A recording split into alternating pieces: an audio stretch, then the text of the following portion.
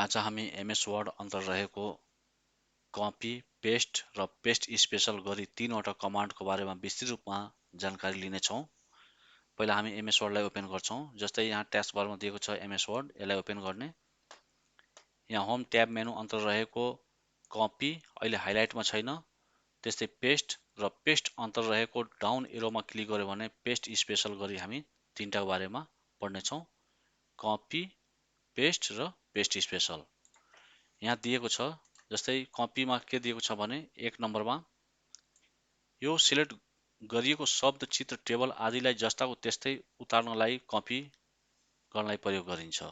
ध्यान दिनुपर्नेमा एउटा copy control C गरिएको शब्द चित्र टेबल आदिलाई जस्ताको त्यस्तै एक भन्दा बढी ठाउँमा उतार्नलाई पेस्ट कन्ट्रोल भी गरिन्छ।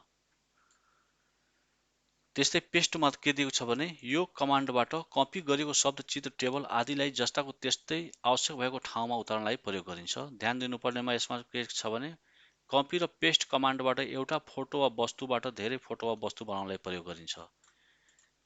यसको सर्टकट कीहरू यहाँ दिएको छ। हामी दुई तरिकाले गर्न सक्छौँ, एउटा क्लिक मार्फत, अर्को सर्टकट की मार्फत। क्लिक मार्फत हामी होम ट्याब मेनुको कपीमा क्लिक गर्छौँ भने पेस्टको लागि होम ट्याब मेनुको पेस्ट बटनमा क्लिक गर्छौँ। त्यस्तै कपीको लागि किबोर्डको shortcut key control C button थिचेर प्रयोग गर्न सकिन्छ भने अर्को कपी अल्ट एससी बटन थिचेर हामी कपी गर्न सक्छौँ। त्यस्तै पेस्टको चाहिँ कन्ट्रोल भी बटन थिचेर हामी गर्न सक्छौँ भने अर्को तरिकाले चाहिँ हामी पेस्ट अल्ट एच भी बटन थिचेर हामी गर्न सक्छौँ। जस्तै हामी यहाँ एमएस वर्डलाई ओपन गरौँ र कपी पेस्टको बारेमा पहिला हामी डिटेल बुझ्नेछौँ। जस्तै यहाँ दिएको छ कपी अहिले हाइलाइट छैन। जबसम्म हामी कुनै टेक्स्ट, फोटो, टेबल आदिलाई हामी सिलेक्ट अथवा त्यसमा क्लिक गर्दैन तबसम्म यो हाइलाइट हुँदैन। जस्तै यसलाई हामी कपी गर्नलाई हामी के गर्छौँ, पहिला क्लिक गर्छौँ, त्यसपछि राइट साइडमा हामी माउसलाई ड्रेग गर्ने बित्तिकै के हुन्छ, ड्रेग गरेर छोड्यो भने यो हाइलाइट भयो। अब यसमा हामी के गर्न सक्छौँ, होम ट्याब मेनु अन्तर रहेको कपीमा हामी क्लिक गर्न सक्छौँ अथवा किबोर्डको कन्ट्रोल बटन थिचेर सी बटन थिचेर पनि हामी कपी गर्न सक्छौँ। अब कपी गरेकोलाई चाहिँ पेस्ट गर्नु पर्यो भने यो कर्सर यहाँ छ, माथि छ भने यसलाई तल झार्ने, क्लिक इन्टर बटन थिचेर हामी तल मुभ गर्न सक्छौँ। त्यस्तै अब कपी गरेकोलाई उतार्नलाई हामी के गर्छौँ, पेस्टमा क्लिक गर्छौँ। जति पटक हामी पेस्टमा क्लिक गर्छौँ त्यति पटक के हुन्छ, पेस्ट हुन्छ। अर्थात् एउटा टेक्स्टलाई कपी गरेको टेक्स्टलाई हामी आवश्यकता अनुसार पेस्ट गरेर हामी उतार्न सक्छौँ। त्यसको लागि हामी कन्ट्रोल भी बटन थिचेर पनि हामी ल्याउन सक्छौँ। तर जुन हामी कपी गरेको हुन्छौँ, लास्टमा कपी गरेको छौँ, त्यही चाहिँ हाम्रो पेस्ट पनि हुन्छ। त्यस्तै अब यसलाई कपी गर्नु पर्यो भने यसलाई हामी सिलेक्ट गर्छौँ र कपीमा क्लिक गर्छौँ र यहाँ राख्नु पर्यो भने यो ठाउँमा राख्नु पर्यो भने हामी पेस्टमा क्लिक गरेर हामी ल्याउन सक्छौँ। जति पटक हामी क्लिक पेस्टमा गर्छौँ त्यति पटक पेस्ट हुन्छ। त्यस्तै यसलाई पनि कपी गर्नु पर्यो भने यो सिलेक्ट गर्ने, त्यसपछि कपीमा क्लिक गर्ने, त्यसपछि किबोर्डको कन्ट्रोल भी बटन थिचेर हामी पेस्ट गर्न सक्छौँ अथवा यसमा क्लिक गरेर पनि हामी पेस्ट गर्न सक्छौँ।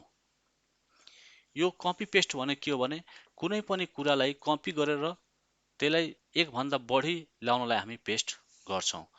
त्यस्तै यहाँ फिगरमा देखाएको छ, यो फिगरलाई पनि हामी कपी गर्छौँ। यसमा क्लिक गर्यो भने के हुन्छ, यो सेलेक्ट हुन्छ, त्यसपछि कपीमा क्लिक गर्ने, त्यसपछि पेस्टमा जति पटक हामी क्लिक गर्छौँ त्यति पटक यो पेस्ट गर्यो भने त्यसको सेम फिगर बन्छ। त्यसको लागि हामी के गर्न सक्छौँ, पेस्ट गरिन्छ। र यो कपी गरेको कुरालाई हामी एमएस वर्ड अथवा MS Excel, PowerPoint, paint brush आवश्यक भएको ठाउँमा हामी पेस्ट गर्न सक्छौँ। त्यस्तै गरी यो फोटोलाई पनि हामी कपी पेस्ट गरौँ।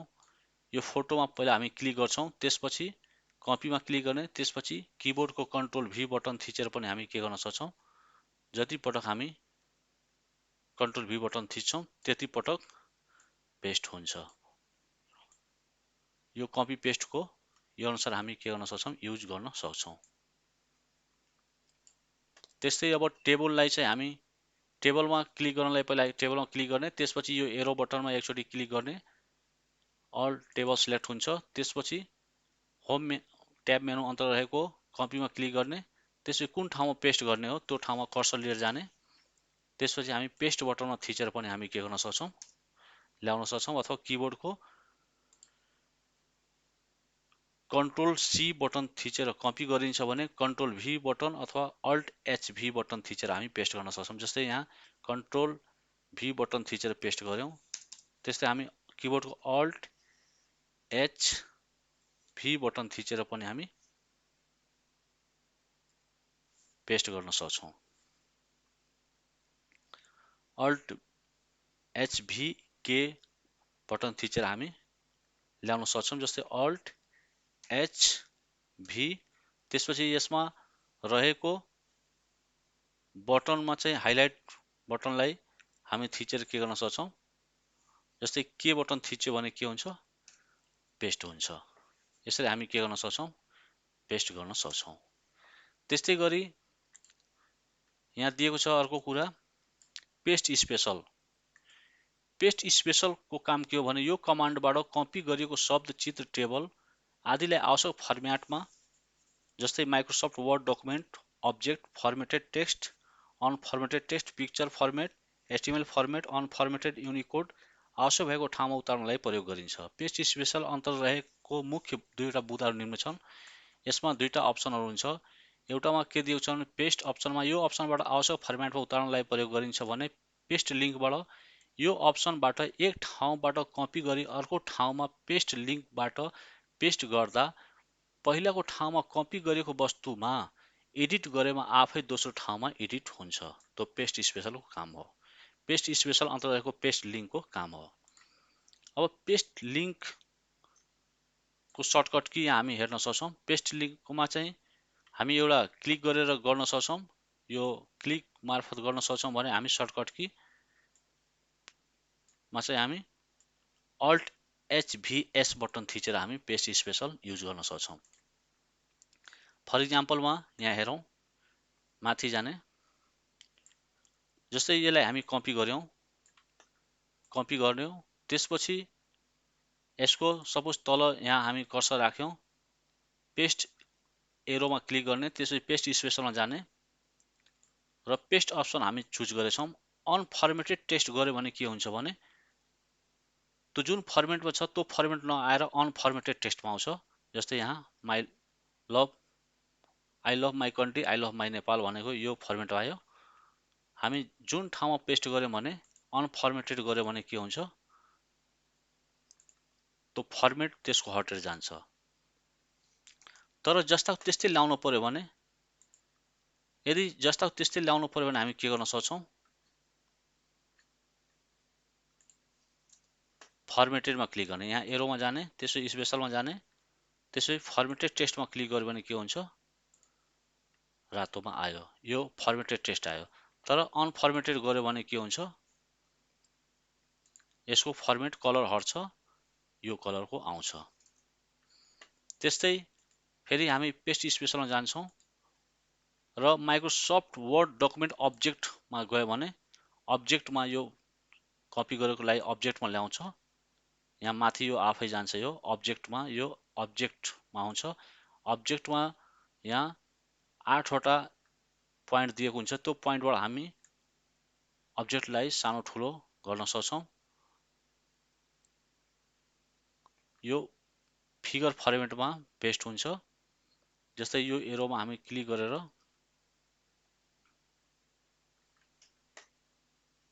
यहाँ क्लिक गरेर हामी के गर्न सक्छौँ, सानो गर्न सक्छौँ। त्यस्तै अर्को दिएको छ पेस्ट स्पेशलमा। यसमा पेस्ट स्पेशलमा माइक्रोसफ्ट वर्ड डकुमेन्ट फर्मेट हामी युज गर्छौँ, अर्को अनफर्मेटेड युज गर्छौँ। अनफर्मेटेड युज गर्छौँ, त्यसपछि फर्मेटेड टेक्स्ट युज गर्छौँ।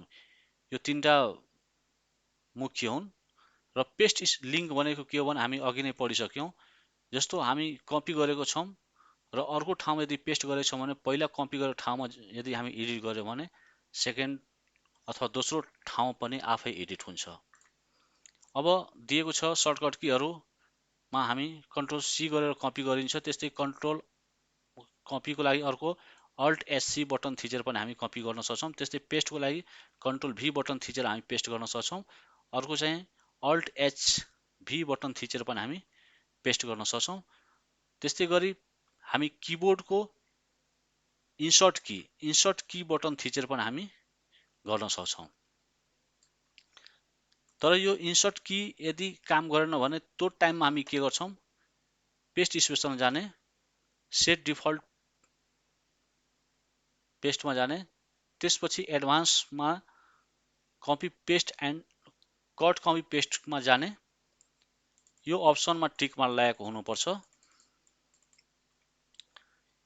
Use insert key for paste, यसमा यो टिक मार्क लगाएपछि मात्र के हुन्छ, पेस्ट हुन्छ। इन्सर्ट बटन थिच्यो भने पेस्ट हुन्छ। जति पटक हामी इन्सर्ट बटन थिच्छौँ किबोर्डको त्यति पटक पेस्ट हुन्छ। तर यो अप्सनमा टिक मार्क छैन भने त्यो इन्सर्ट बटनले काम गर्दैन। यो हामीले ध्यान दिनुपर्छ। यो बटनलाई हामी ध्यान दिनुपर्छ। Insert button, use the insert key for paste, यो बटनमा टिक मार्क लगाएपछि मात्रै इन्सर्ट बटनले काम गर्छ। त्यस्तै क्वेसनमा दिएको छ यहाँ, what is use of copy, कपीको काम के हो, त्यो हामी अघि नै पढिसक्यौँ, माथि नै पढिसक्यौँ यसमा। त्यस्तै